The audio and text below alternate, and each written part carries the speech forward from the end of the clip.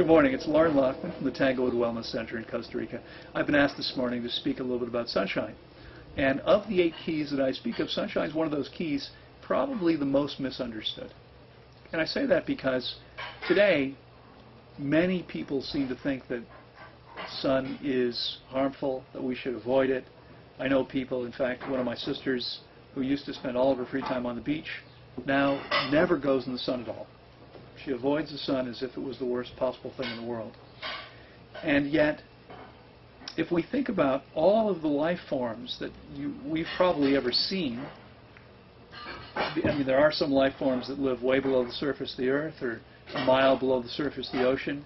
They don't have eyes. Animals that don't have eyes because there's no light.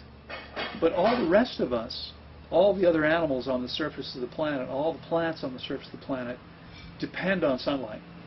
Even nocturnal animals couldn't exist without sunlight because the things they feed on require it, even if they're asleep during sunlight themselves. So sunlight is actually a source of nutrition for the body and more. Now you may be aware that when sunlight strikes the skin, the body's own cholesterol, because your body's making cholesterol all the time, your body's own cholesterol is converted into vitamin D. And that this is really the only significant natural source of vitamin D. Now, at one point, it should have been relatively easy for everyone to get all the vitamin D they needed, because we are tropical animals. Now, if you think for just a moment, where on the planet could you live in your birthday suit 365 days a year? You can't do it in Australia, most of Australia, I mean northern Australia where it's tropical, right? But you probably can't do it in Brisbane because it gets kind of chilly in the winter, doesn't it? Mid-June, July, it's probably a little chilly. You certainly can't do it in Arizona or Connecticut or Maine or Vermont. Only in the tropical regions of the world is it warm enough 12 months of the year where we could walk around without clothing, heating, buildings, etc. We're tropical animals, and if we live in the tropics, when we live in the tropics, as I've been doing for coming up on 8 years now, there's no trouble getting enough vitamin D. Even if I never attempt to get sun, there's enough incidental sun just going about your business, moving from place to place, that it's really not an issue at all. It becomes an issue as we move away, as we moved away, and over thousands of years perhaps. It's clear, by the way, science is clear that all people, humans, started in tropical Africa. And they have actually charted how people migrated and how we wound up in all the places we're in now. But we started in the tropics and we wound up in all kinds of different climates. And if we're not getting enough sunlight, we wind up with issues because it is something that our bodies were designed to have on a consistent basis. You've probably heard of seasonal affective disorder. A seasonal affective disorder is an emotional disorder that occurs as a result of lack of significant amount of light. And this can be treated by having people sit in front of light boxes with full spectrum lighting. But I would point out that full spectrum lighting, it's really a bit of a misnomer. I mean, perhaps, let me say it this way. John Ott, who invented the Ott lamp, was the first light that did an excellent job of recreating the full spectrum of light from the sun. Or did he, right? I mean, these lights are wonderful, but perhaps there are aspects of that spectrum, aspects of the energy from the sun, that we don't even have the capability of measuring yet. I mean, I would point out that every time we attempt to recreate the conditions of nature, we tend to fail and create problems for ourselves. So the best we can do is to actually put ourselves back into the situation as much as possible, natural conditions for our bodies. So how does this show up? Well, if we look at populations that consistently get the least amount of sunlight, or the least amount of sunlight, at least for specific periods of time, what do we see? Well, what would you expect to see? You might expect to see all kinds of emotional issues based on seasonal affective disorder. You might expect it. I mean, imagine what would happen in places like we've been speaking about over the last week. I mentioned to you a client who grew up inside the Arctic Circle, where for 2 or 3 weeks every winter there was no sunlight at all. And then 5 minutes, and then 10 minutes, and 15 minutes and 20 minutes, until on the other end of the spectrum, the height of the summer on June 21st, and for 10 days on either side, the sun never set. Only sunlight and no darkness, which is equally problematic for us, right? Because our hormonal cycles are governed by the cycles of light and dark. So what happens when someone doesn't get enough sunlight, or at times gets too much? Well, what happens in Scandinavia, where you have the largest number of people living in these conditions, I mean, there aren't that many people living close to the South Pole, right? But in Scandinavia, you have a lot of people that are living pretty far north. You have the highest rates of suicide, the highest rates of alcoholism, and the highest rates of depression in the world. And these things happen as a result of lack of sufficient sunlight. So most Scandinavians I know, they go south to go on vacation. Of course, they don't really have any choice. They can't go north. There's too much north to go. So these are significant issues that occur when people don't get enough sunlight. And fortunately, because our body can store the benefits of sunlight, we can go fairly long periods of time, maybe 6 to 8 weeks, if we give ourselves enough sunlight for a period of time. We can then go quite a while without having it. We're going to be affected by that, but it's going to be better than not having that intense exposure for a while. Now, let's talk about skin cancer, because, again, one of the issues, many people today believe that exposure to sun, or too much exposure to sun, causes skin cancer. Well, let's look at the validity of that. First of all, from a logical standpoint, we are tropical animals, and we were made to run around naked in the tropical sun. Now, it's true that conditions have changed since then. I mean, one idea is that when people began to walk upright, we no longer needed, to the same degree, to be covered by hair, because most of our body was no longer exposed to sun.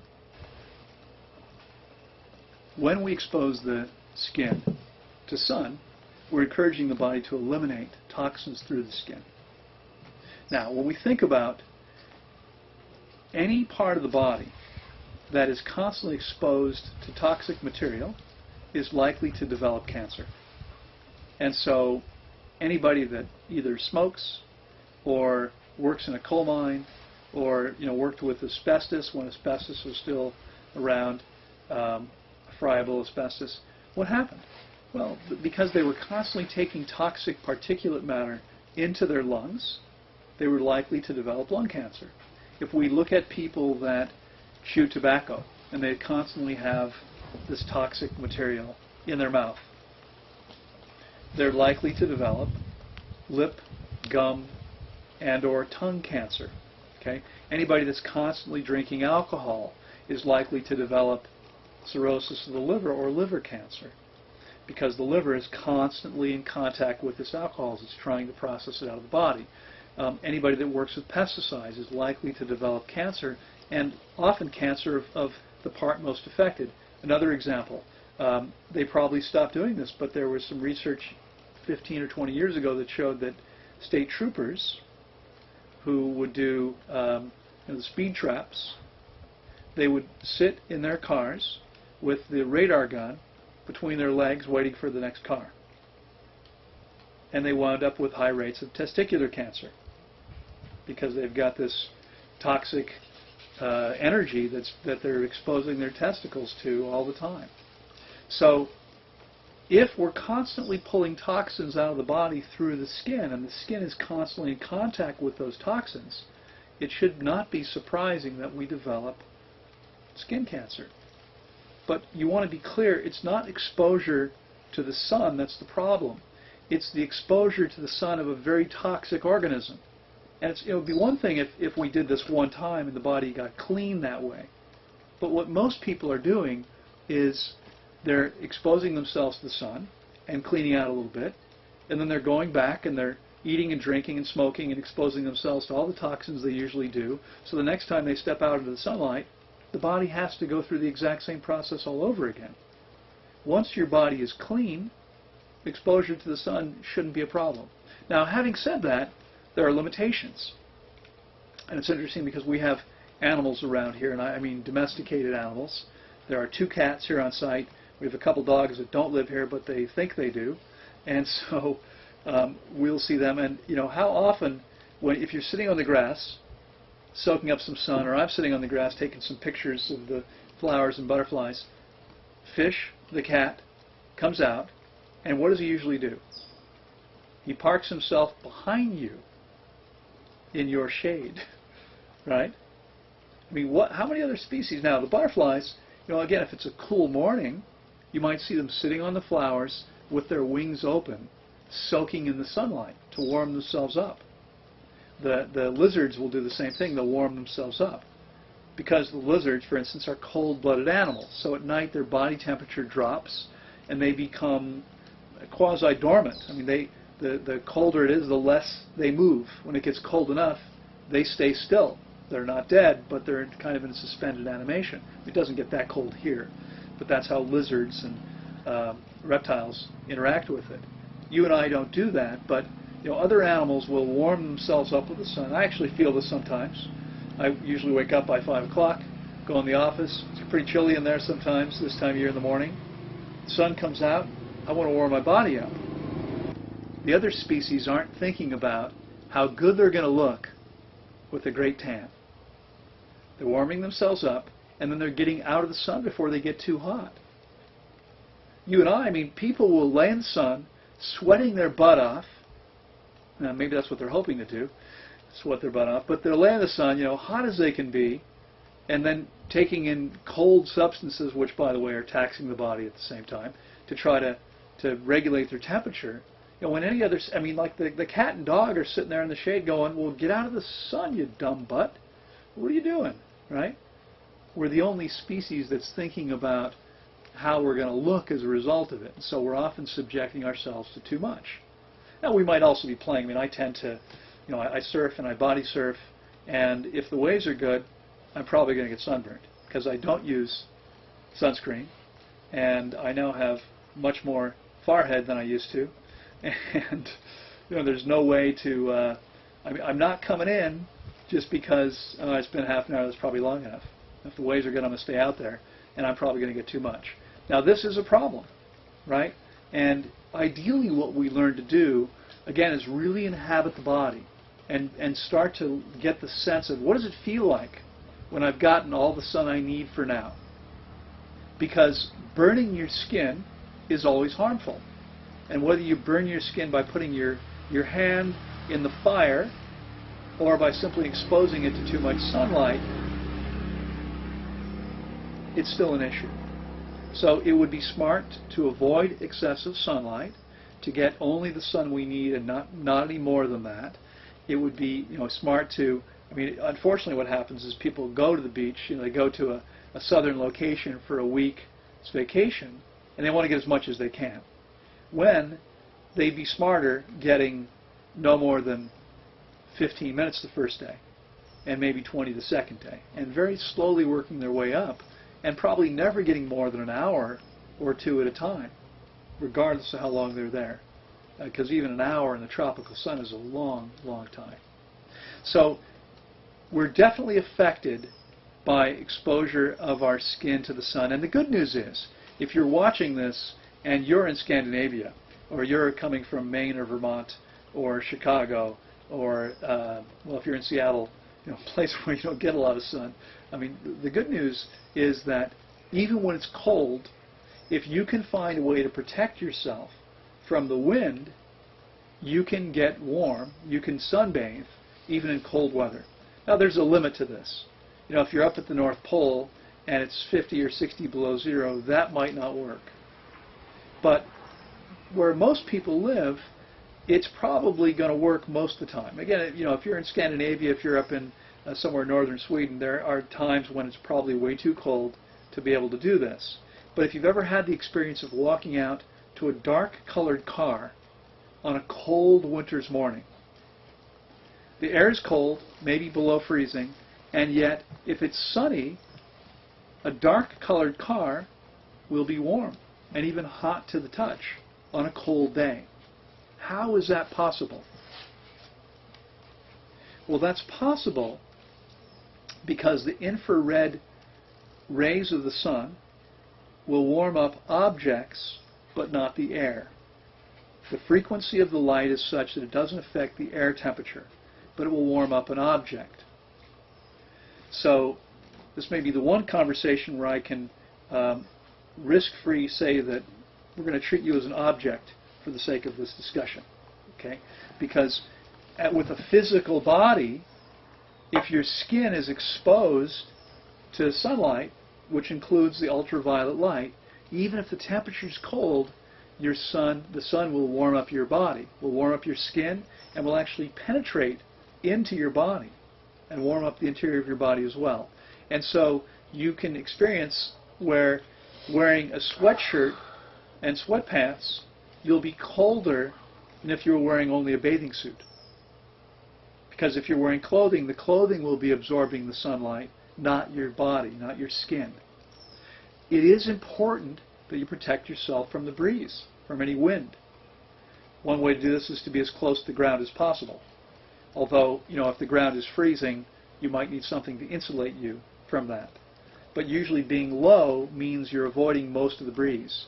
You can also find a place, perhaps, or create one, where you've got a windbreak. At our last location in the U.S., we had a spot at the building, a little corner of a deck that faced southwest, where there was never any breeze.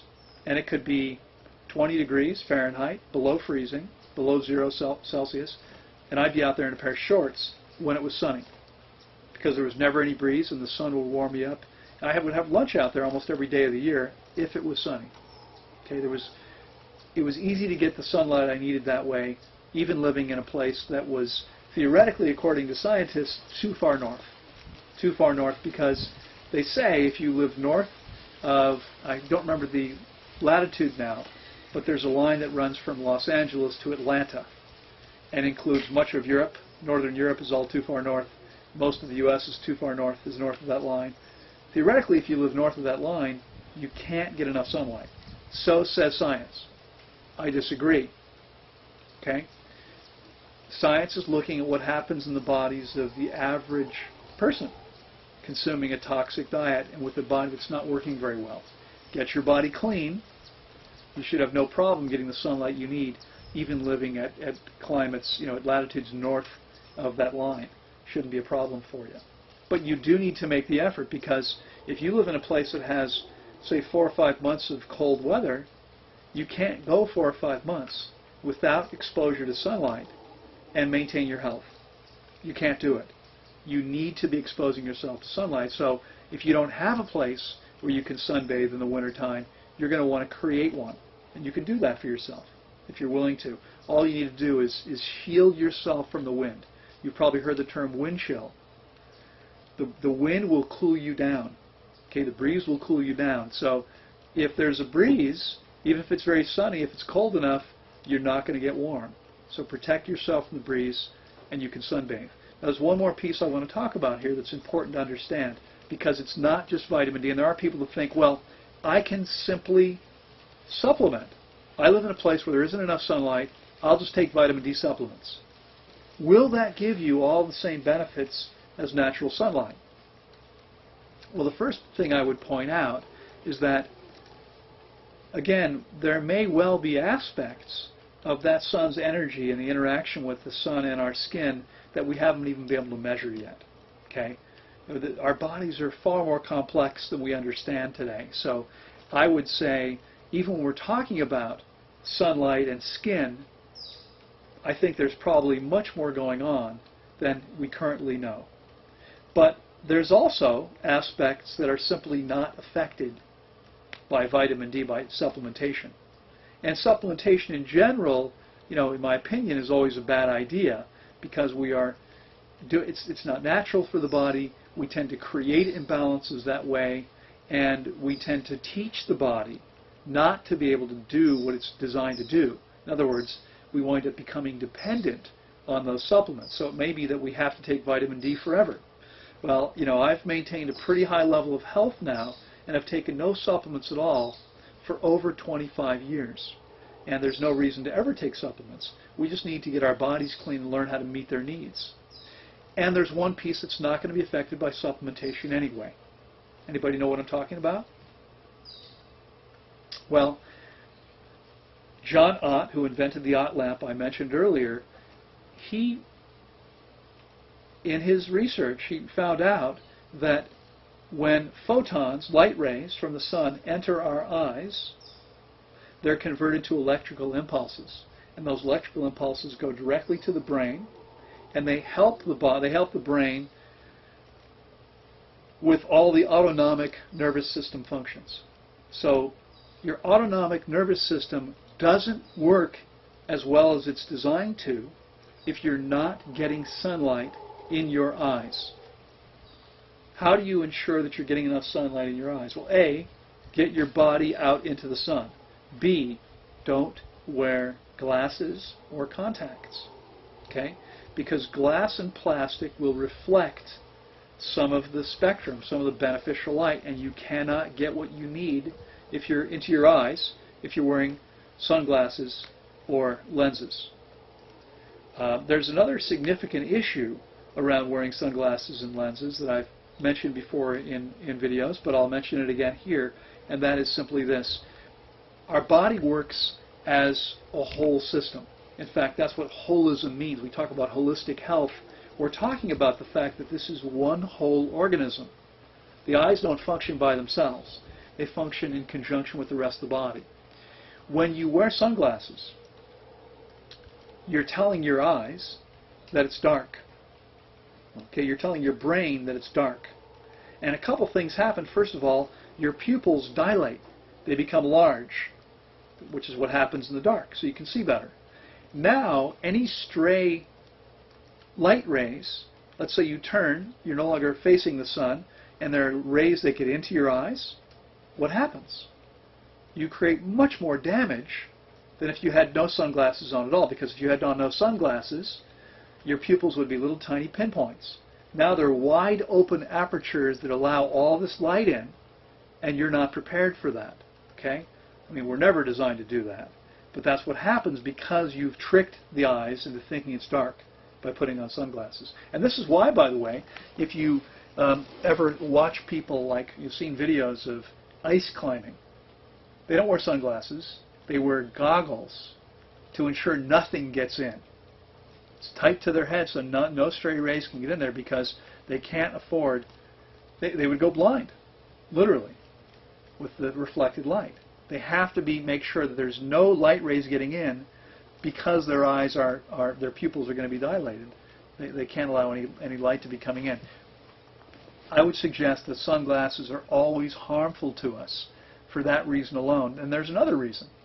When we're wearing sunglasses, again, we're telling the brain it's dark.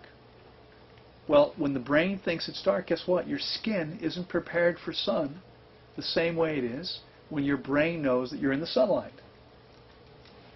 Okay, we're fooling the body. It doesn't work very well. Okay, we're better off. Now, if you've been wearing sunglasses, it may feel like it's impossible to go without them. You try to go in the sunlight without sunglasses, what happens? You might get a headache. You might have trouble seeing at first. It just takes some practice. Okay, you need to take the time to allow your body and your eyes to adjust, and you'll find it's no problem at all. Now, you can probably remember when you first started wearing sunglasses, if you do. I can remember for me, I was 16 years old. I used to poll audiences when I was doing full-day seminars. It was always between 16 and 20. Is there a reason for that? Is there something physiological going on that happens for most people at that age? There isn't. You know what happens? That's when we're trying to look cool. And we start wearing sunglasses. And that's what it was for me. And I never took those Varnays off. Okay, I had them on all the time for years, and when I finally realized, I've been moving towards a natural diet. I've been trying to recreate what was natural for my body in every way, and I realized, wait a second, I'm wearing sunglasses. That's not natural. I'm a tropical animal. Maybe I don't need these. Maybe I shouldn't be wearing these. I took them off. It was a little hard at first. I live in the tropics. Okay, I go to the beach. I drive on these, this tropical climate all the time. I haven't worn sunglasses in roughly 20 years. Okay, there's no reason to. They're not beneficial to you. Now, even regular glasses and contacts are going to be reflecting the sun's light. And so again, if you want your eyesight to improve and you're wearing lenses now, you need to take them off as much as you're willing to and expose your bare eyes to the light. Otherwise, you're not going to get what you need. And this is not something you can do with supplementation. This requires exposure to sunlight. Remember, too, that we are diurnal animals, that our bodies are governed by cycles of light and dark. So, although there's ambient light, really we're designed to be exposed to a significant amount of light because we are tropical animals. And so if you're working in a place where you're inside all day long, you don't get out to, it becomes even more important. You get a lunch break if you're working during the day and there's any sun at all, get outside and get yourself into it. Okay? If you create your own schedule, arrange your life so that you can get sunlight on a consistent basis. I mean, do what you need to do.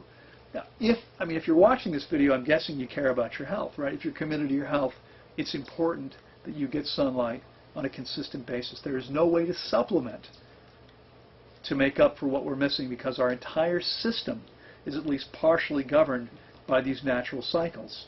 And we should be exposing ourselves to the light, and then the flip side of that, ideally, turning off the electric lights when it gets dark and closing our eyes and going to sleep. So, any questions about sunlight for anybody? Anybody here? Any questions? Okay, well, I hope that's been helpful, and I'll see you next time.